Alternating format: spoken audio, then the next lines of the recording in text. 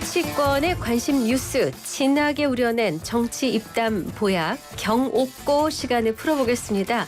정호김 전 의원 오랜만에 나오셨습니다. 어서 오십시오. 네, 안녕하세요. 네, 그리고 신경민 전 의원 모셨습니다. 어서 오십시오. 안녕하세요. 네, 다시 원년 멤버 경옥고 원년 멤버 모이셨습니다. 진하게 녹여내고 풀어보겠습니다. 네.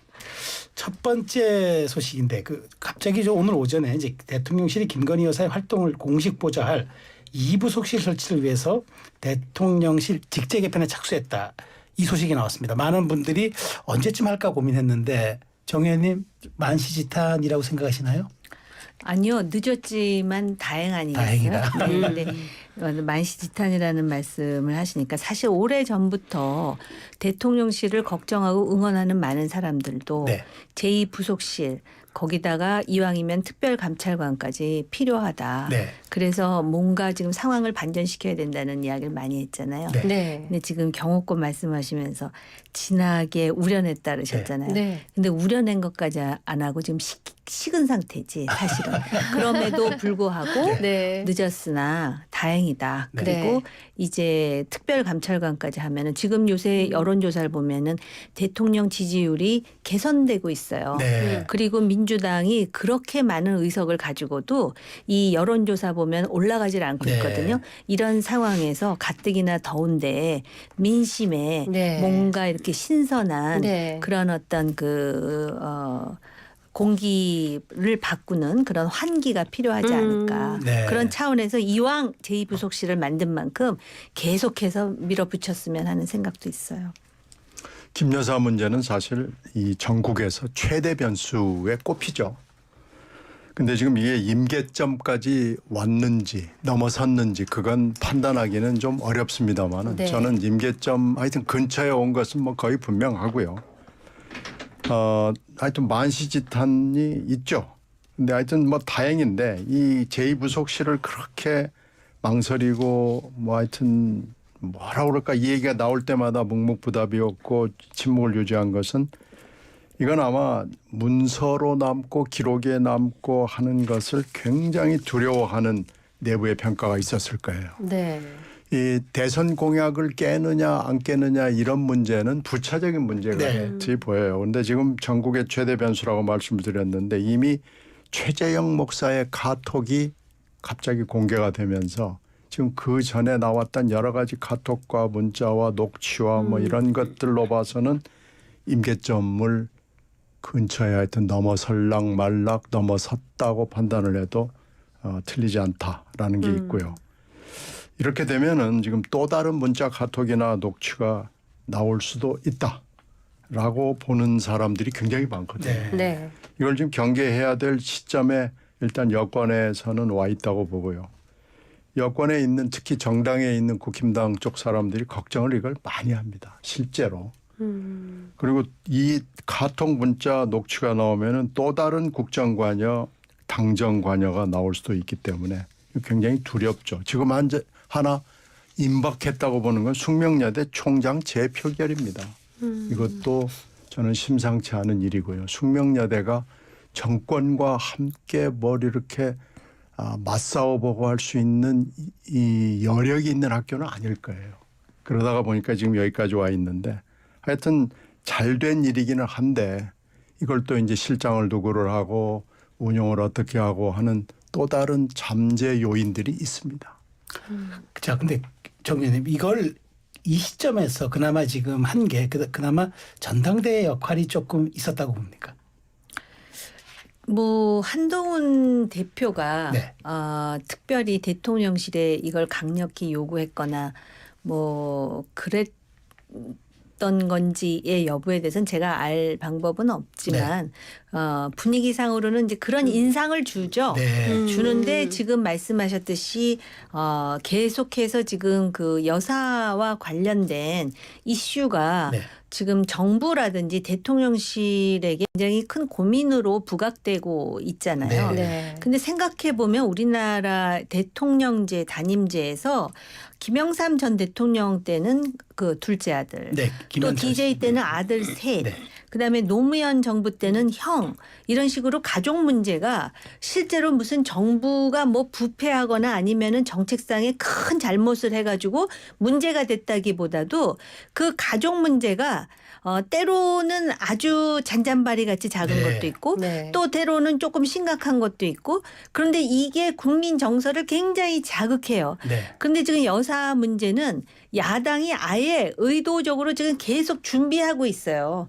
그리고 터트릴 상황이 됐고 또 상황을 어떤 측면에서 보면은 만들어준 측면도 있단 말이죠. 그렇기 때문에 제가 볼 때는 이것이 새로운 지도부와 함께 제2부속실 만들고 또 특별감찰관제에 대해서도 굉장히 유연한 입장인 것을 알고 네. 있거든요. 네. 그렇게 해서 나름대로 지금 이 국민들의 정서를 자극하는 문제에 대해서 해결해 나가고자 하는 모습을 보이는 게 굉장히 중요한 거죠. 네. 네.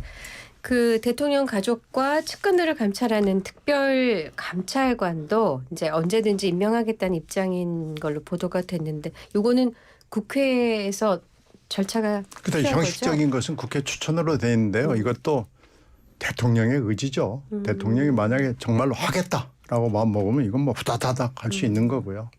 이거 가지고 무슨 뭐 야당이 반대하고 어쩌고 저쩌고 이건 좀 얘기가 안 될 겁니다. 그래서 이것도 만약에 제2부속실을 이렇게 후다닥 하겠다고 마음을 먹었으면 빨리 하는 게 맞을 텐데 오늘 또 용산에 설명하는 거 보니까 뭐 국회가 추천을 안 해가지고 지금까지 늦어져서 뭐 어쩌고 저쩌고 단서를 달아놨던데 이거 단서 달 거 뭐 있습니까? 국회가 빨리 해 주시면 받겠습니다. 이렇게 얘기하면 되는 거고요. 더 중요한 건 용산이 구체적으로 사람을 누군가 이름을 얘기하는 게 중요할 겁니다. 이것도 의지의 문제고요. 하겠다고 마음먹으면 뭐 순식간에 할 수 있습니다. 사실 뭐 이 특별감찰관은 문재인 정부 5년 내에도 이렇게 되지 않아서 논란이 됐던 사안인데 사실 윤석열 대통령이 이걸 지금 임기 2년 4개월째 받는다고 한다면은 상당히 사실 이것도 좀 그렇죠. 의미가 있다고 저는 보이죠. 네, 문재인 대통령이 그 사이에 이걸 하겠다고 말만 하지 못했거든요. 네. 그럼 만약에 윤 대통령이 마음만 먹는다 그러면 오늘이라도 할 수 있죠. 네. 그 지금 언론에 보니까 그 이제 제2부속실장에 아마 장순칠 시민사회 수석실 시민사회 2비서관이 유력한 것으로 보도가 되는데 아마 이분은 이제 그 윤석열 대통령 캠프 때부터 참여했던 측근 인사로 분류가 돼서 과연 이분이 이제 임명될지는 한번 좀 지켜보는 걸로 하고요. 여야 이슈로 한번 가보겠습니다. 네. 일단 먼저 그 여당 얘기 좀 해보려는데 정점식 그 국민의힘 정책위 의장의 유임 교체 여부를 두고 좀 친한계와 이른바 비한계가 조금 미묘한 갈등 관계 혹은 신경전을 벌이고 있는 것 같은데 정 의원님 보시기에는 유임할 것 같습니까? 교체될 것 같습니까? 제가 모르죠. 그런데 관측하시길. 제가 당일원적으로 말씀드리면 네. 바꾸는 게 맞아요. 네. 왜냐하면은 사무총장 비서실장은 이제 그 한동훈 대표와 굉장히 측근으로 좀 알려져 있는 사람이 됐고요. 또 그럴 수밖에 없잖아요. 네. 사무총장이나 비서실장의 그 포지션 그렇죠. 자체와 역할이라는 네. 게 정책위 의장은 사실은 그 얘기도 맞죠. 원내대표와 하나의 이제 그 콤비네이션으로 정책위 의장이 결정되는 것인데 이렇게 공론화가 돼 버렸잖아요. 그렇죠. 그럼 사람들이 어떻게 인식하냐면 정점식 정책위 의장이 그대로 유임되면 여전히 대통령의 입김이 아직도 세구나. 네. 그게 아니더라도 정치라는 게 두 분 다 아시다시피 실제로 팩트가 무엇이냐 중요하지 않아요. 유권자들이 어떻게 느끼고 의식하느냐가 중요하단 네. 말이죠. 사실의 문제가 아니라 네. 인식의 문제다. 그래서 정점식 그 정책위 의장이 아마 한동훈 대표가 원할 수도 있어요. 그렇다 하더라도 일단 바꾸는 게 맞아요. 네. 그런데다가 또 이런 부분도 있어요. 지금 그 사무총장은 이게 또 사람들이 어떻게 의식하느냐 중요한 게 당 대표는 검사 출신이에요. 네. 사무총장은 경찰 출신이에요.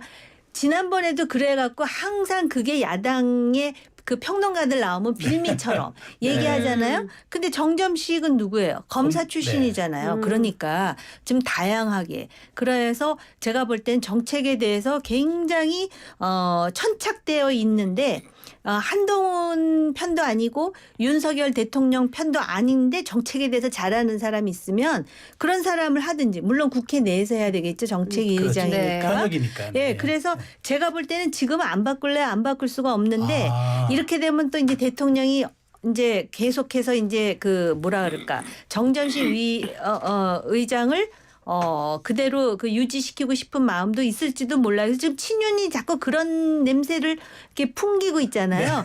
오히려 이럴 때 바꾸면은 한동훈 대표가 상당히 지금 당에서 기반을 공고히 하고 있구나 이러잖아요. 네. 그러면 대통령에게도 이게 유리한 거예요. 지금 보니까 평론가들 중에도 그렇고 대통령 신기 보좌하는 사람들이 아직도 있는데 네. 그게 대통령한테 도움이 안 돼요. 제가 볼 땐 그래요. 두고 보세요. 네. 근데 저기 친한계 인사로 꼽히는 김경률 전 비대위원 그리고 굉장히 당내에서 참 뭐랄까 좋은 평가를 받으시던데 이양수 의원 네. 각각 라디오에 이제 출연을 해가지고 정의장 교체 가능성 관련해서는 아마 한 대표 스타일상 교체를 안 할 것 같다 이렇게 얘기를 했어요. 글쎄 그 얘기 저도 들었습니다. 네. 지금 한 대표는 되자마자 지금 2개 이슈로 시험대에 올라섰는데 네. 하나가 이제 금방 말씀드렸던 인사 문제고 하나가 최상병 특검법 그렇죠. 아니에요. 네.